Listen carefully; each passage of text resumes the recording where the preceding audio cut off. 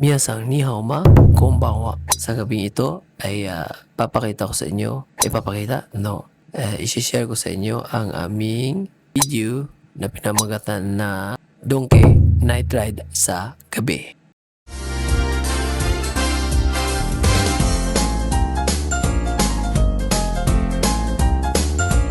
Let's go!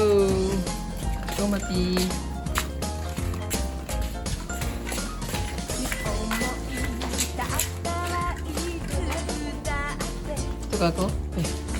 Sa gabing ito ay gusto ko lang ibahagi sa inyo ang aming munting pasundayag. Medyo maaga pa ang gabi kaya natayo lang pasok bukas, nagyaya si Tita Angel na mag window shopping sa Mega Donkey. Para po sa mga hindi pa nakakakilala sa Don Quixote or Donkey, ito po ay isa sa pinakasikat na discount store dito sa Japanakan. Bakit nga po pala kilala ito? Kasi unang-una, mura ang presyo. Marami kang makikita na sales at bargain items. Pangalawa, kompletong tindahan. Parang pinagsamang convenience store, supermarket, at department store. Pangatlo na ba? Unique experience. Siksikan, makulay, at may sariling jingle na paulit-ulit na pinapatugtog sa loob. Donkey Hotel. Pang-apat, paborito ng turista. Maraming bumibili dito ng pasalubong o Japan exclusive items. Panglima na, tax-free shopping. Para sa mga turista, pwedeng mag-shopping ng walang tax sa ilang branches. Pagpasok pa lang namin sa loob, nahihiya ako mag-vlog kasi tahimik ang mga tao kaya hindi ako masyadong nag-ingay. Tinitingnan ko na lang ang mga nadadaanan namin. Nagbabalak sana kami ni Tita Angel na bumili ng Dyson o Shark Vacuum. Kaso, balak lang iyon. Wala pa kaming budget. Window shopping muna. Libre naman ang mga harap. Tumitingin din kami ng mga TV. Pero, plano-plano din yon.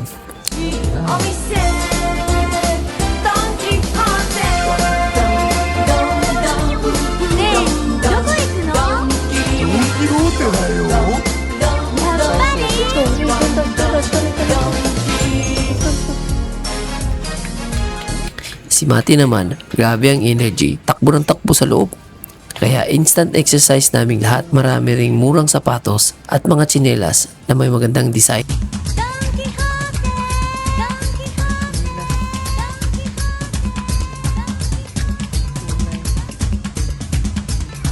Si Mati naman, nagsukat pa ng sunglasses. Pogi boy daw siya. Medyo may kamahalan yung mga branded, kaya sabi ko, hanap tayo nung tig 500 para pag nasira, bili ulit.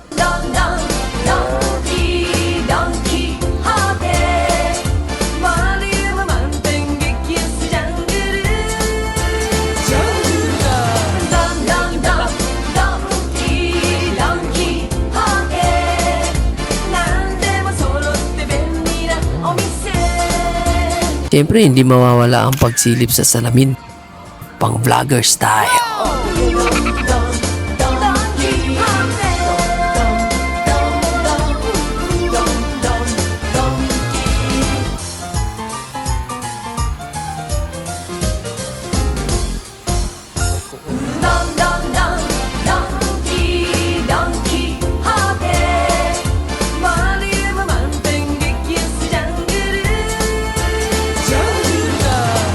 Si Mati, tamang forma rin. Parang sanay na sa camera.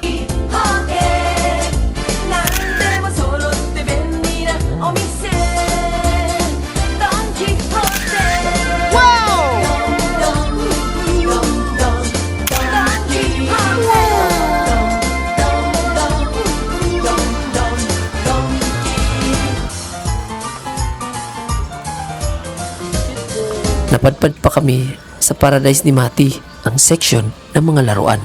Buti na lang at alam niyang window shopping lang talaga kami.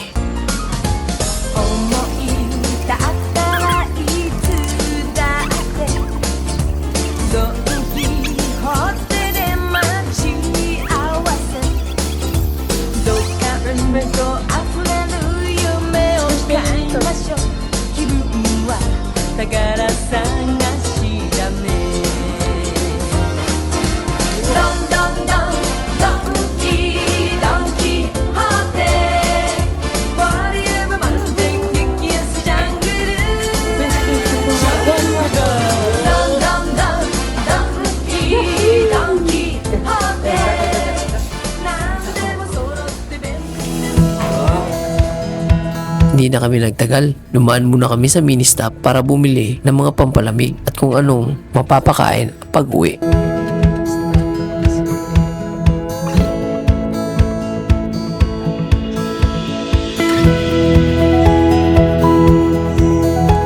Habang hinihintay si Tita Angel, nag-practice na lang ako ng mga anggulo sa camera. Kunwari, vlogger mode. Oh? Oh? Wala namang masama doon. Pero para sa akin, gusto ko lang ng organic growth. Natural na lumago ang channel ko sa sarili kong kwento at oras. At ayun na nga, dito na muna magtatapos ang aming munting pasundayag. Maraming salamat po sa panonood, kahit konti lang. At sana ay samahan niyo ulit kami sa susunod naming mga kabanata.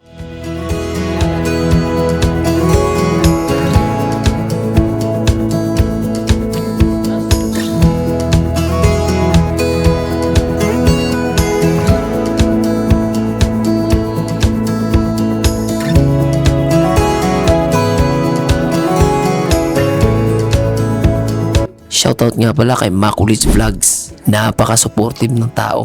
Sana dumami pa ang iyong subscribers. Ingat palagi at God bless po sa ating lahat. Bye-bye!